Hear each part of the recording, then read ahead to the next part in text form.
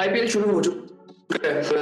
आज दो मैचेस थे, Sunrisers Hyderabad versus Rajasthan Royals. और क्या जबरदस्त मैच हुआ है।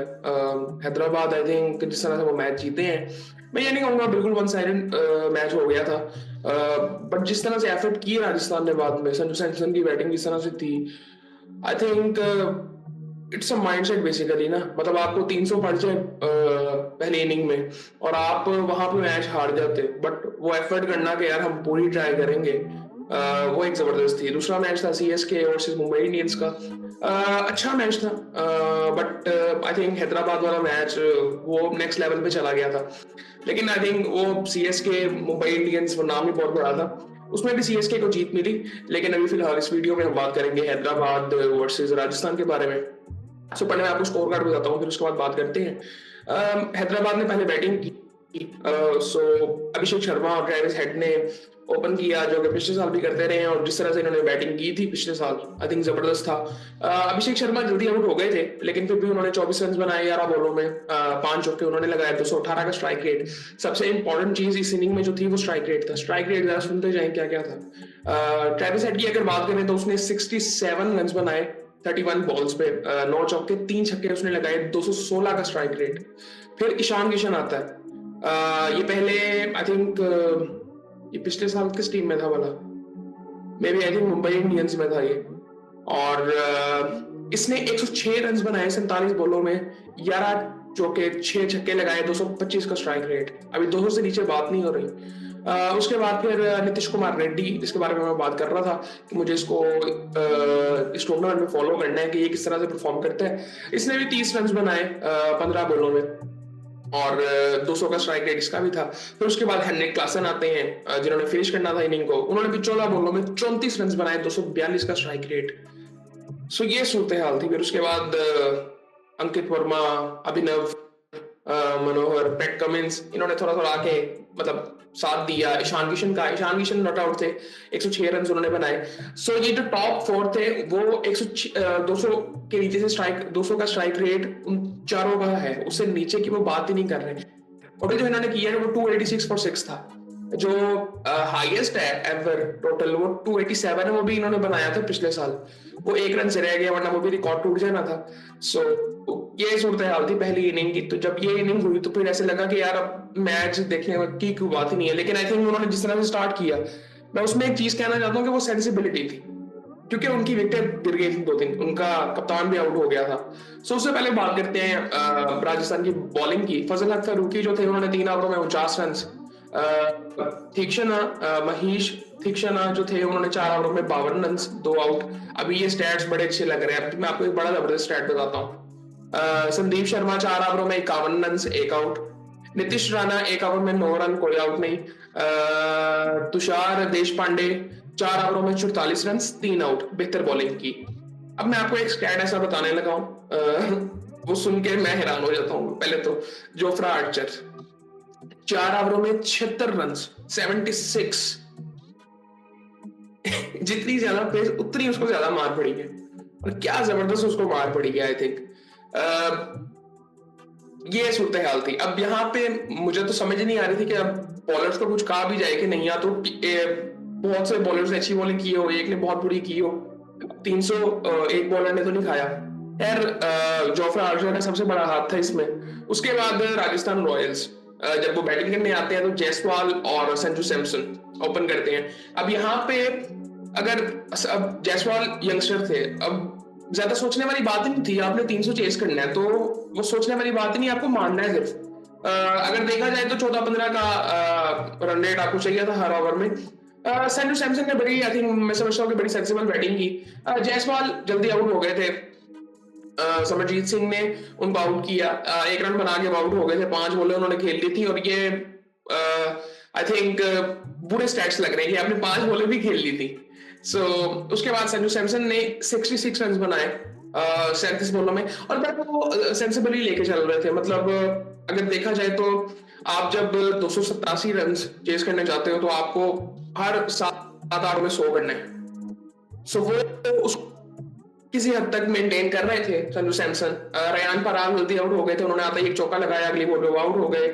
और इनका प्रेशर मुझे फील्डिंग में नजर आ रहा था। रेयान पराग का। आई थिंक इनको थोड़ा सा भी यंगस्टर भी है, 22 साल इनकी उम्र आई थिंक। सो शायद उसकी वजह से भी है, लेकिन आई थिंक थोड़ा सा इनको मतलब कूल रहना चाहिए। पहला मैच इतना मुश्किल था, हैदराबाद के खिलाफ था, वो जिस तरह से वो खेलते हैं हम सबको, सो वो प्रेशर इनके ऊपर नजर आ रहा था।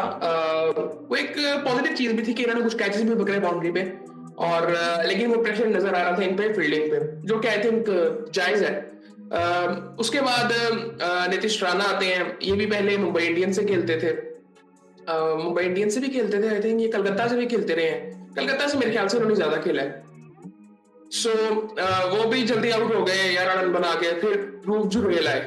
यार इस बंदे ने क्या बैटिंग की है, ध्रुव जुरेल ने 70 रन इसने बनाए 35 बॉलों में। तो इसकी पार्टनरशिप फिर लगी थी संजू सैमसन के साथ, और ये काफी हद तक मेंटेन कर रहे थे। अब अगर आप संजू सैमसन का स्ट्राइक रेट देखें तो 178 का है, ध्रुव जुरेल का देखें तो 200 का स्ट्राइक रेट है।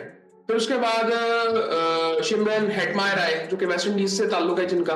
उन्होंने 42 रन बनाए 23 बॉलों में, 4 छक्के 1 चौका उन्होंने लगाया, 182 का स्ट्राइक रेट। सो यहाँ पे सारी बात ही उसकी थी। फिर एक यार एक बड़ा जबरदस्त आया। अब मैं उसमें बड़ा कंफ्यूज हो रहा था जब मैं वो देख रहा था, क्या कहते हैं स्कोर कार्ड पे, शुभम दुबे, एक शिवम दुबे भी है, जो कि चेन्नई से खेलते हैं, लेफ्ट हैंडर, इंडिया से खेल चुकी हैं। तो मैं अब कंफ्यूज हो गया था कि मैं यार ये उसमें था कि ये इसमें है। सो ये दूसरे हैं दुबे साहब। इन्होंने 34 रन बनाए 11 बॉलों में, 4 छक्के और 1 चौका इन्होंने लगाया, और जबरदस्त शॉट्स मार रहे थे ये। 309 का स्ट्राइक रेट इनका था।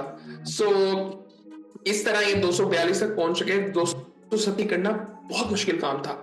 अब यहाँ पे मैं आपको कुछ स्टैट्स बताऊंगा बॉलिंग के, सनराइजर्स के। आप उसमें भी आई थिंक मैं कहूंगा फिर भी बड़ी बेहतर बॉलिंग की थी।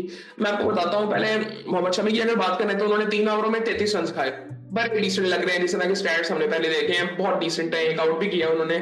समरजीत सिंह 3 ओवरों में 46 रन, 2 आउट।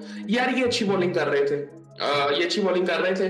और पैट कमिंस 4 ओवरों में 60 रन, 15 की इकोनॉमी, पैट कमिंस। और मैं आपको एक मजे की बात बताऊं, ये बॉलिंग अच्छी कर रहा था। इसने पहले ओवर में 20 रन तो खाए, लेकिन उस ओवर में इसने बॉलिंग बड़ी जबरदस्त की थी। वो 20 रन इसको पड़े, लेकिन बॉलिंग इसने बड़ी जबरदस्त की थी। बॉलिंग अच्छी थी, जिन पे चौके पड़े थे इसको। और फिर दूसरा ओवर इसने 2-3 रन खाए थे, फिर उसके बाद इसको फिर मार पड़ी, लेकिन बॉलिंग ये ओवरऑल अच्छी कर रहा था। उसके बाद अगर देखें तो अभिषेक शर्मा ने 2 ओवर किए 17 रन। तो ये देखें यहाँ पे ये सारा कुछ वापस आ जाता है। फिर मतलब आप 2 ओवरों में 17 रन नहीं दे सकते अभिषेक शर्मा को, अगर आपने 287 रन चेस करने हैं। आलम जब्बा ने 4 ओवरों में 48 रन, डिसेंट है, 12 की इकोनॉमी है। सो एक आउट भी किया उन्होंने। डिसेंट इस टोटल के हिसाब से डिसेंट है। वैसे मैं डिसेंट नहीं समझता, मतलब पैट कमिंस सोच रहा होगा इस वक्त कि यार हमने 242 रन क्यों खा लिए, क्योंकि इनकी बॉलिंग बहुत बेहतर है। मेरे ख्याल से इनकी बॉलिंग बहुत बेहतर है, कईयों से बेहतर है। और इनको ये चीज देखनी चाहिए, इनको 200 नहीं खाने चाहिए थे। एक तो ग्राउंड बड़े छोटे हैं यार, बहुत ही छोटे हैं ग्राउंड। हर्षल पटेल ने 4 ओवरों में 34 रन, अच्छी बॉलिंग की उन्होंने भी, 2 आउट किए। सो ये सूरत हाल थी। अब यहाँ पे मैं इसमें क्या बात करूं, सिर्फ बैटर्स ने जो कर दिया था, आई थिंक वो वहां पे मैच साइड पे हो गया था। मतलब बैटर्स ने ऐसी परफॉर्मेंसेस कर दी थी कि बॉलर्स के बारे में बात भी ना की जाए तो कोई मसला नहीं है। बट यहाँ पे हमें देखना पड़ेगा कि किन्होंने बॉलिंग अच्छी की। जिस तरह अब मैं बताऊं, पैट कमिंस बॉलिंग अच्छी कर रहा था, वो बड़ी सेंसिबली बॉलिंग कर रहा था, लेकिन उसको उसको भी मार पड़ी। उसकी वजह ग्राउंड भी थी, बहुत सी चीजें थी। अब इनकी बॉलिंग अगर देखें, मैं वो बात करता हूँ ना जो केकेआर में मुझे कुछ कमी नजर आती है, या आरसीबी में बाकी बॉलिंग लाइनअप में केकेआर में मुझे एक बॉलर कम नजर आता है, मिचेल स्टार्क नहीं है। सो वो मोहम्मद शमी इधर है, पैट कमिंस इधर है, आदम जैम्पा इधर है, हर्षल पटेल इधर है। Harshal Patel I think India को रिप्रेजेंट भी कर चुका हुआ है। समरजीत सिंह है। सो ये अच्छी बॉलिंग लाइनअप है। और इनकी मैं अगर बात करूँ ना, अगर मैं इनकी दोनों की, सो मैं एक चीज देखना चाह रहा कि यहाँ पे अगर मैं देख सकूं इनकी बेंच पे कौन बैठा हुआ था।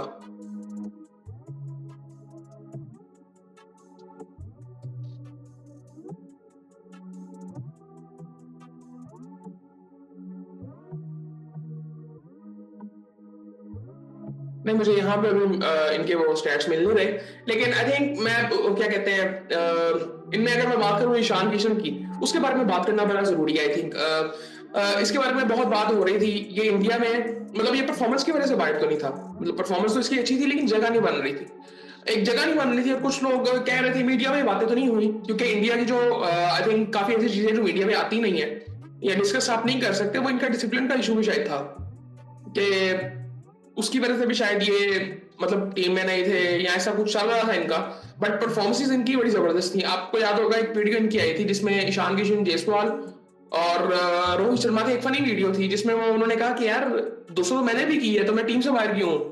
तो वो रोहित शर्मा कहते हैं तूने भी 200 की है। नहीं, रोहित शर्मा ने सच कहा था कि अगर तूने 200 की है तो तू टीम से बाहर क्यों है। तो उसने कहा कि आप कैप्टन है। सो वो एक फनी वीडियो थी बट वो रियलिटी भी थी कि उस वक्त जायसवाल आई थिंक अभी भी कर रहा है परफॉर्म वो तो। सो आई थिंक वो जगह का भी एक इशू है, लेकिन डिसिप्लिन की भी कई लोग बात करते थे इनकी कि ये वो स्वैग के चक्कर में बहुत सी चीजें आई थिंक क्रॉस करते हैं लाइन को। सो आई थिंक ये थी बस, और उसके अलावा कुछ भी नहीं था। बहुत जबरदस्त मैच हुआ है। और आप बताएं कि आपका इसमें फेवरेट इनिंग कौन सी थी, किसकी थी? हेड की थी, ईशान की थी या अभिषेक की थी, ध्रुव जुरेल की अच्छी थी, संजू सैमसन की अच्छी थी? सो आप लोग बताएं उसको। और ये थी आज की वीडियो।